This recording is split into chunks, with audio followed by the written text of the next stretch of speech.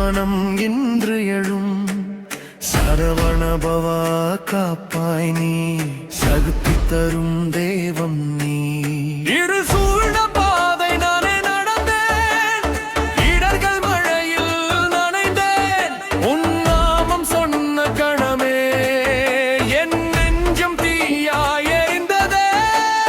பழனி மலையில் நீ நின்றாய், பக்தன் மேக உடவந்தாய். கைப்பிடித்து நடத்தும் குருவே, கம்பில் தீபம் ஏற்றினாயே. வேலாயுதம் வீசும் சத்தம் வெற்றி வரும் என் உள்ளத்தில். முருகா என கூப்பிட்டாலே மூச்சில் சக்தி